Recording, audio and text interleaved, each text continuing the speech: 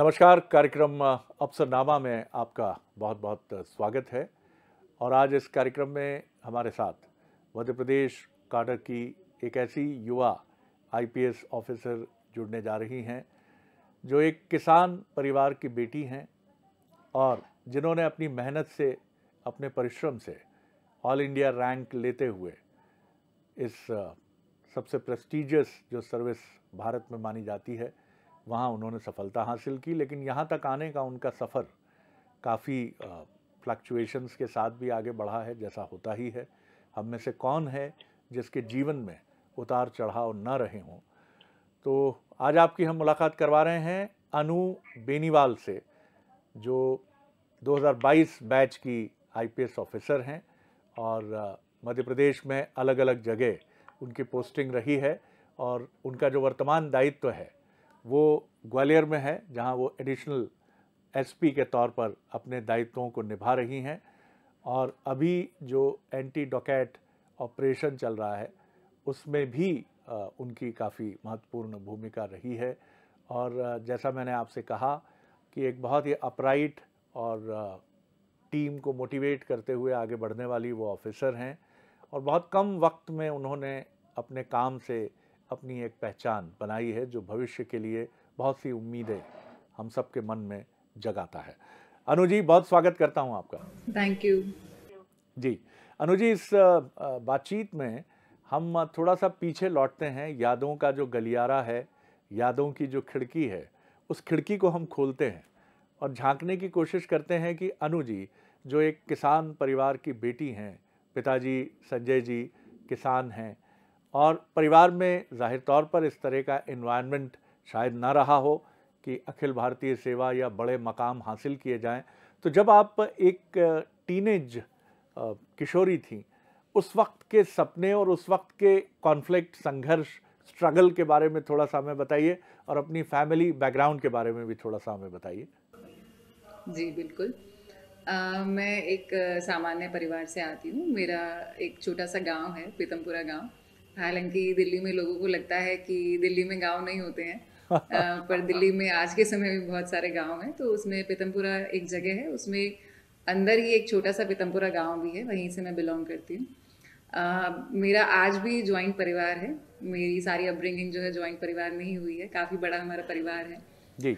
उसमें ये रहा है कि जो मेरे दादा थे या परदादा थे, जितने भी लोग थे, वो बिल्कुल किसान परिवार से ही आते हैं। और उस टाइम पे किसानी होती थी, पर जैसे जैसे टाइम चेंज हुआ तो उस हिसाब से वो प्रोफेशन छूटता गया है।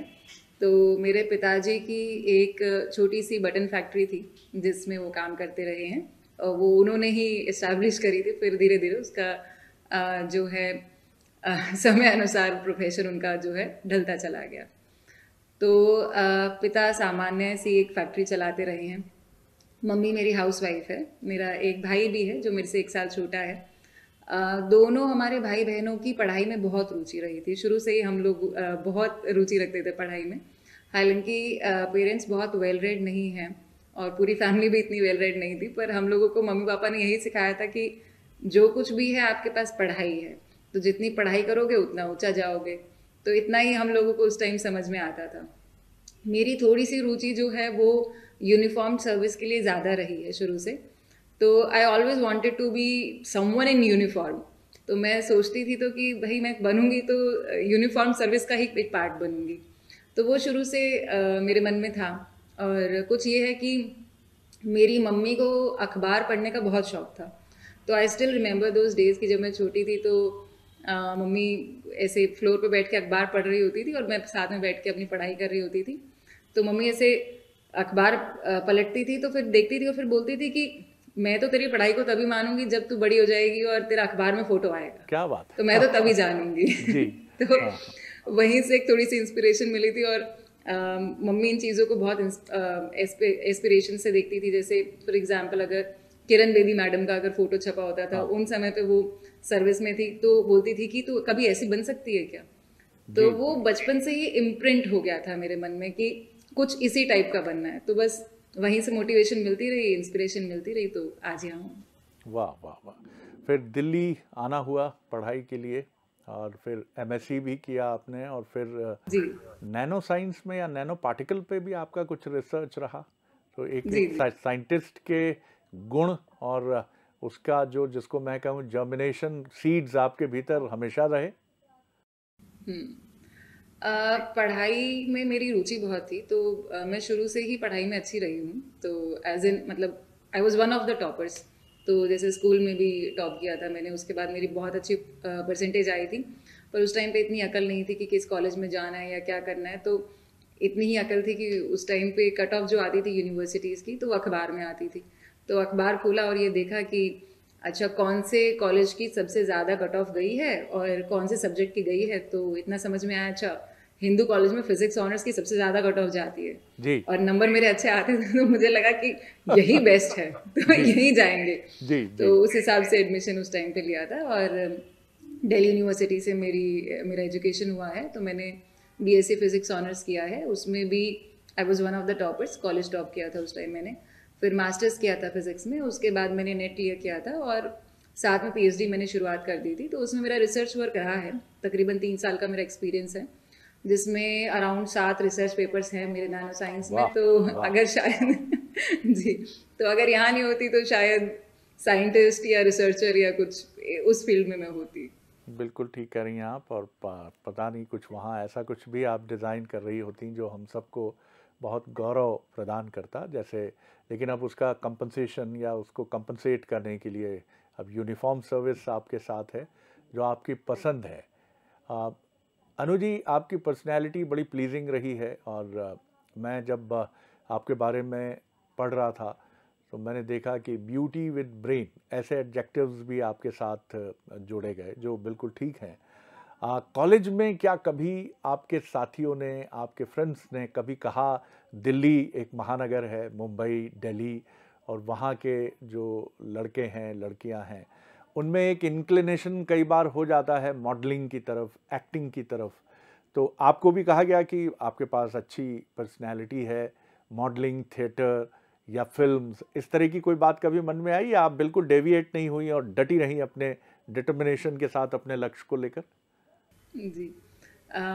स्कूल तक तो मुझे कभी सर समझ में ही नहीं आया था कि मतलब ब्यूटी किसको बोलते हैं या क्या होता है। तो स्कूल जी तक तो इट वाज वेरी क्लियर कि ओके ठीक है, सिर्फ पढ़ाई करनी है। जी पर जब हम कॉलेज जाते हैं तो कॉलेज में बिल्कुल इतने सारे लोग होते हैं and they come from different backgrounds and different cities. तो वहाँ पे ज़रूर मेरे को वो एक्सपोजर मिला था कि ऐसा था कि people use to tell me, बताते थे लोग कि मतलब ठीक है तुम्हारे पास ठीक ठाक हाइट है, ठीक ठाक दिखती हो, तो यू माइट ट्राई मॉडलिंग या जी आप उस तरफ जा सकते हैं। तो उस टाइम पे थोड़ा एक्सपोजर था मेरा, अच्छा था। पर ना तो मेरा फैमिली बैकग्राउंड ऐसा था और ना मेरे फैमिली कभी अलाउ करती। And to be very honest, मेरे मन में भी कभी ये नहीं था कि मैं मॉडलिंग या एक्टिंग की तरफ जो है अपना करियर इस्टेब्लिश करूँ। एंड मेरे मन में भी नहीं आया और मुझे लगता है कि मैं उसमें अच्छा भी नहीं कर पाती। तो I am very satisfied and very grateful जिस सर्विस में मैं हूँ। तो यही चाहिए था। एंड अ फैक्ट दैट कि जब मैंने यूपीएससी का एग्ज़ाम भरा था, तो जैसे बहुत सारे लोग आईएएस को अपनी फर्स्ट प्रेफरेंस रखते हैं या आईएफएस रखते हैं, बहुत कम लोग ऐसे होते हैं जो आईपीएस को अपनी पहली प्रेफरेंस रखते हैं। और मैं शायद अकेली लड़की थी जिसने पूरे बैच में आईपीएस को पहला प्रेफरेंस रखा वाह। था। तो मुझे तो मतलब आईपीएस से बहुत बहुत लगाव था। सब्जेक्ट आपने क्या लिए पहले, तो ये मैं जानना चाहूँगा। सफ़र जो था वो काफ़ी टफ था यूपीएससी की प्रिपरेशन का।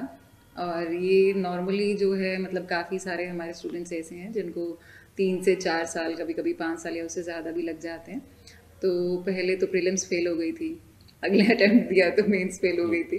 जी तो कुछ टाइम मुझे लगा था। फिर उसके बाद मुझे डायनेप सर्विस अलॉट हुई थी। डायनेप सर्विस जो है वो जैसे कि बाकी स्टेट्स में स्टेट सर्विस होती है, तो दिल्ली में जो पुलिस सर्विस है दिल्ली की एज अ यूनियन टेरिटरी, तो वो यूपीएससी से ही सिलेक्ट होने पर ही मिलती है। जी हाँ जी। उसका अलग से दिल्ली में एग्ज़ाम नहीं होता है। तो मेरे को वो डायनेप सर्विस मिली थी। उसमें बस मैं पहुंची ही थी और पहुंचते ही मेरा लगभग 1 महीने में रिजल्ट आ गया था और मुझे जो मेरा ड्रीम था तो वो मिल गया था। तो उसके बाद मैं आईपीएस में चली गई थी। वाह, बहुत अच्छा। बाकी जी वहाँ एक बड़ा इंटरेस्टिंग एक जी जी जी इंसिडेंट हुआ था जी तो ऐसा था कि मैं डायनेमिक्स में ट्रेनिंग कर रही थी, तो हम लोग बहुत कम थे, लगभग 16 of us in that service. तो वो दिल्ली में ही होती है, एक गांव है झड़ोदा कला, तो वहाँ हमारी ट्रेनिंग एकेडमी है। जी। तो मेरी रूममेट जो है वो इंजर्ड थी, उनको फ्रैक्चर हुआ था, और मैं जस्ट अपनी ट्रेनिंग आवर्स से वापस आ रही थी, दोपहर का टाइम था और डेट 30th में थी। तो उस दिन हमारा रिजल्ट आया था, तो मुझे पता नहीं था, तो मैं जस्ट ट्रेनिंग आवर्स से अपने वापस आ रही थी, और मेरी रूममेट वहाँ खड़ी थी गेट पे हॉस्टल पे, और उन्होंने मुझे बोला था कि सीधा उन्होंने मुझे आते ही बोला कि यार तू आईपीएस बन गई। ओह। एंड मतलब इतना इतना इमोशनल पल था, इतना इमोशनल पल था कि मतलब मैंने अपने सपने साकार कर लिए, क्योंकि एक बच्चे के लिए जो एक वो ड्रीम देखता है तो वो पूरा कर पाना बहुत बड़ी बात होती है। और मैंने बहुत मतलब एक नॉर्मल फैमिली से, एक छोटी सी जगह से आकर एक ड्रीम देखा था, एक और ड्रीम। उस मोमेंट मेरा ड्रीम वो पूरा हो गया था। तो मेरे हाथ में जो था वो सब छूट गया था, मैं नीचे बैठी और I cried my heart out, जैसे एक बच्चा रोता मैं वैसे रोई थी कि मेरे माँ बाप का और मेरा सपना पूरा हो गया। तो that was one thing and मतलब the first thing that I did was कि भाई अपने पेरेंट्स को मैंने कॉल किया था, और उसके बाद मेरे वुड बी हस्बैंड को मैंने कॉल किया था, क्योंकि हम लोग एक ही तैयारी कर रहे जी।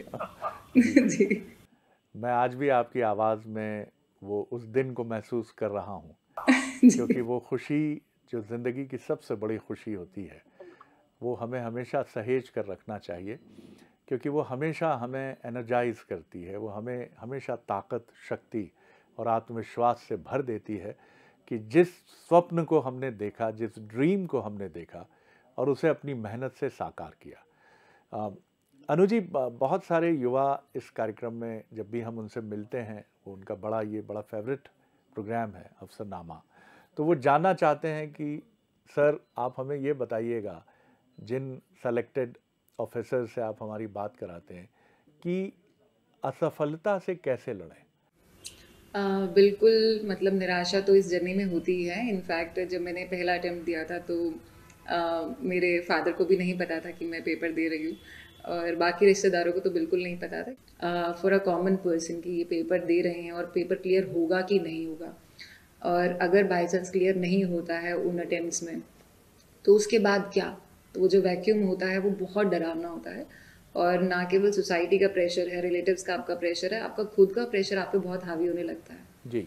तो मेरा इस जर्नी में यही स्ट्रैटेजी था कि एक तो मैंने प्लान बी रखा था फॉर प्रैक्टिकल पर्पसेस कि अगर नहीं होता है कि तो जो मेरे पास है, या तो मैं साइंस की तरफ जाती या प्रोफेसर बनती, तो वो मेरा एक प्लान बी मैंने बना रखा था कि उसमें भी मैं बहुत अच्छा करूँगी।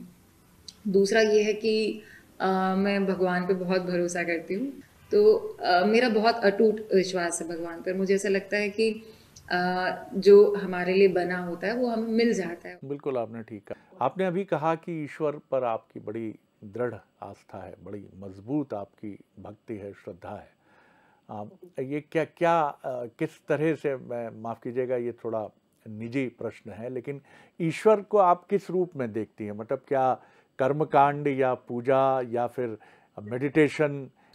मेरा बहुत जुड़ाव है भक्ति से, मेरा बहुत जुड़ाव रहा है, बचपन से ही बहुत रहा है। पर मैं थोड़ा सा इसको साइंटिफिक तरीके से भी देखती हूँ। तो ये है कि मैं मतलब बहुत सारे मेरे डेट्स जो है फिक्स रहते हैं जहाँ मैं फास्ट करती हूँ। तो मैं नवरात्रि के भी रखती हूँ, जन्माष्टमी के भी रखती हूँ, शिवरात्रि के भी रखती हूँ, वाह और वाह। अब तो करवा चौथ के भी रखती हूँ। तो वो वाली चीज़ है। बाकी मैं योग और मेडिटेशन पे बहुत बहुत ज़्यादा बिलीव करती हूँ। इवन आज के टाइम पे भी जहाँ पे मेरा शेड्यूल बहुत बिजी हो जाता है, आई मेक श्योर कि मैं योग और मेडिटेशन बिल्कुल मिस ना करूँ। चाहे कभी ऐसा भी होता है कि अगर बहुत बिजी हो तो टाइम थोड़ा कम दे दूंगी, पर योग और मेडिटेशन मेरी लाइफ के पार्ट रहे हैं। बहुत ही यंगर डेज से मैंने ये शुरुआत करी थी, और एक बार आप मेडिटेशन कर लेते हैं तो बिल्कुल ऐसा लगता है कि दिन की सारी थकान दूर हो जाती है। तो मैं कोशिश करती हूँ कि एक बार अपना टाइम, जब मेरा सुबह का डे शुरुआत होता है तब, और एक बार रात को, तो मैं ध्यान लगाना बहुत पसंद करती हूँ। बहुत अच्छी बात आपने कही। एक चीज़ आपने और कही, जब आपने रेफ़र किया ज़िंदगी को लेकर, तो आपने कहा जो आपके वुड बी थे उस समय के, अब तो वो जीवन साथी हैं। तो थोड़ा सा हम ये भी जानना चाहेंगे कि ये जो मिस्टर वुड बी हैं, ये कब आपकी ज़िंदगी में, आप उनकी ज़िंदगी में दाखिल हुए? जो मेरे पार्टनर हैं, मेरे हस्बैंड हैं, वो राजस्थान से हैं। अभी आईपीएस सर्विस में ही हैं, हम दोनों सेम बैच से हैं। तो मैं दिल्ली की ही रहने वाली हूँ, तो दिल्ली में ही तैयारी कर रही थी। और सर जो हैं वो दिल्ली में तैयारी करने आए थे, क्योंकि दिल्ली में कोचिंग सेंटर्स, लाइब्रेरीज़ की फैसिलिटीज़ बहुत अच्छी हैं। तो सर अपनी मदर के साथ वहाँ रहते थे, तो उस समय हमारे पड़ोसी हुआ करते थे। तो जी जी बस जी। तैयारी में ऐसा था कि मैं हाँ। भी फेल हो रही थी और वो भी फेल हो रहे थे। जी तो हमें लगा कि अच्छा ऑप्शन है, तो दोनों फेल ही हो रहे थे। जी तो उस समय हमारा रिश्ता हुआ था, और हमारा मतलब घर वालों से रिश्ता तय हो चुका था जब हम दोनों फेल हो रहे थे उस समय। और मतलब ईश्वर की कृपा थी या हमारे कर्म साथ होने थे, जैसे भी आप बोले, पर ऐसा हुआ कि हमारा रिश्ता तय होने के बाद हम दोनों के ही पेपर क्लियर हो गया और हम दोनों एक ही सर्विस में और एक ही बैच में एक ही सर्विस में चयनित हो गए। मैं इसको ऐसे देखता हूँ और ऐसे कहूँगा मैं इसको कि आप फेल नहीं हो रहे थे, आप दोनों सफल होने के लिए एक साथ आ रहे थे। हाँ, ये ईश्वर नियोजित और डेस्टिनी प्लान्ड एक ईश्वर की ही एक व्यवस्था होती है कि हम साथ हो जाते हैं, दोनों के भाग्य मिल जाते हैं, जैसा मैंने पढ़ा है, और ये दोनों भाग्य मिलकर सक्सेस का द्वार खोल देते हैं। हालांकि उसके पीछे अटूट मेहनत होती है, उसके बिना कुछ भी पॉसिबल नहीं है। ये बातें कही ज़रूर जाती हैं और सच भी हैं, लेकिन तो ये एक अरेंज कम लव मैरिज जैसा एक प्रसंग बिल्कुल रहा। बिल्कुल। जी, तो उनकी जो मदर उस समय साथ ही रहती थी, तो आपका उनसे भी खूब मिलना जुलना होता होगा? बिल्कुल, बिल्कुल। उन्होंने मेरी तैयारी में मेरी बहुत मदद करी है। मेरी मदर इन लॉ उस टाइम आंटी बोलती थी, तो बहुत ध्यान रखती थी। टाइम टाइम पे मुझे अच्छा-अच्छा खाना भी खिलाती थी। वाह मेरे रूटीन का भी ध्यान रखती थी। तो मुझे तो लगता है हस्बैंड से ज़्यादा मैंने मदर इन लॉ को पसंद कर लिया था कि ये ज़्यादा अच्छी हैं, बिल्कुल ध्यान रखने जी वाली। जी। और अभी भी शी इज़ वेरी केयरिंग और मेरा बिल्कुल बेटी की तरह ही ध्यान रखती हैं। बिल्कुल, और ये बहुत क्योंकि माफ़ कीजिएगा, मैं ये चीज़ नहीं कहता, मदर इन लॉ को लेकर फ़िल्मी एक नज़रिया ऐसा बन गया है, जबकि मैंने अक्सर पाया है कि माँ से ज़्यादा प्यार करने वाली मदर इन लॉज़ को मैंने अपने परिवार में भी देखा है। कंक्लूड करूँगा, आगे ज़िंदगी को आप कैसे देखती हैं? और आपके जो हस्बैंड हैं, वो क्या राजस्थान कैडर के हैं, ऑफिसर?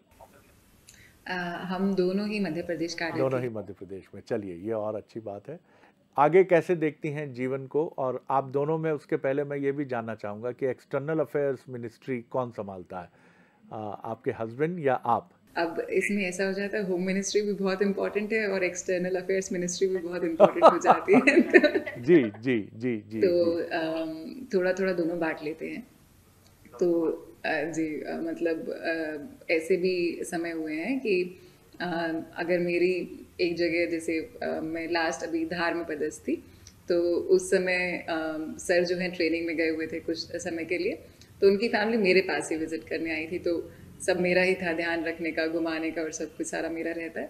और कभी अगर मेरे पेरेंट्स को ज़रूरत होती है, फॉर एग्जांपल एक बार मेरी मदर बहुत बीमार थी और मैं ट्रेनिंग में थी, तो मेरे हस्बैंड ने ही सारा ध्यान रखा था, हॉस्पिटल में जाना आना, उनका ध्यान रखना, वो सब कुछ मेरे हस्बैंड के द्वारा किया गया था।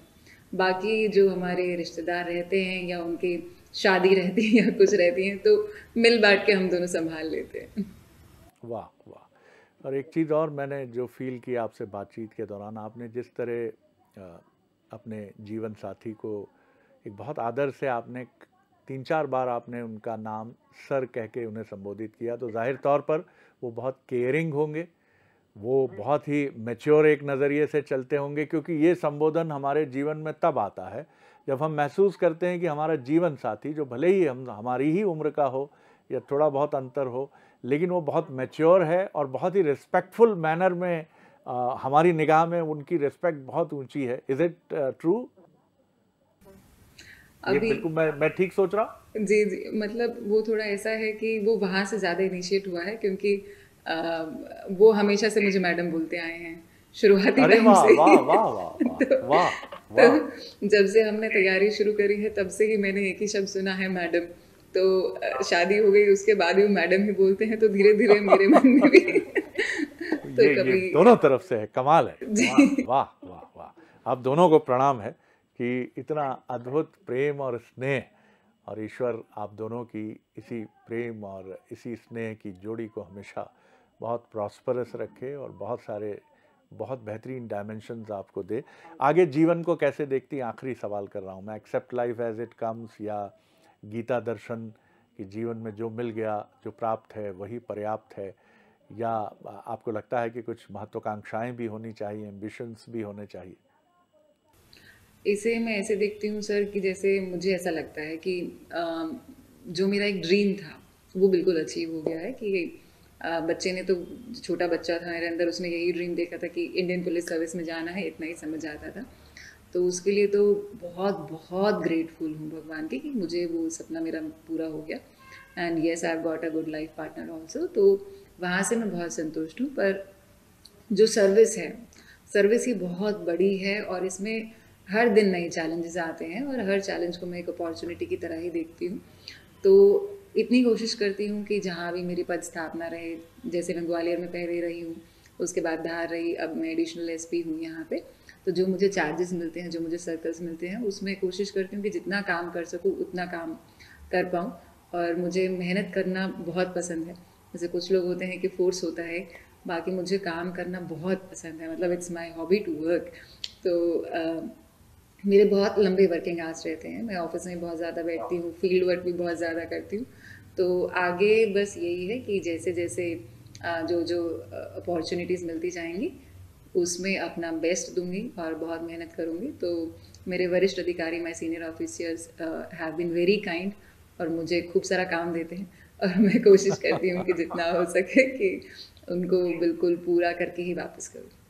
आपने बहुत अच्छा संदेश बिना कहे ये भी दे दिया आपने कि जो अपने काम से प्यार करते हैं वो घंटे नहीं देखते, वो बंध जाते हैं उससे, अपने काम से ही इतना प्यार करते हैं कि उन्हें पता ही नहीं चलता कि वक्त कब गुजर गया। और किसी फिलोसोफर ने कहा भी है कि अगर आप अपने काम से प्यार करते हैं तो फॉरगेट इट, बाकी सब भूल जाइए कि सफलता, पैसा, क्योंकि ये पहले काम से प्यार होता है और उसके बाद ये चीज़ें आपके साथ चलती हैं, बल्कि आपको फॉलो करती हैं। बहुत धन्यवाद करता हूँ, बहुत अच्छा लगा आपसे बात करके, क्योंकि बहुत कुछ। मुझे भी बहुत बहुत ही अच्छा लगा आपके शो में। बहुत बहुत धन्यवाद जी, सो नाइस ऑफ यू। तो ये थी 2022 बैच की युवा आईपीएस ऑफिसर, जो बहुत ही एक, मैं क्या कहूँ उनको, कि कितने सहज रूप से उन्होंने अपनी जर्नी पर रोशनी डाली। एक साधारण परिवार, लेकिन वहाँ सोच, एक असाधारण सोच कि मुझे आईपीएस बनना है। तो अफसरनामा में इतना ही, अगली बार एक और ऑफिसर को लेकर आपसे मिलेंगे। नमस्कार।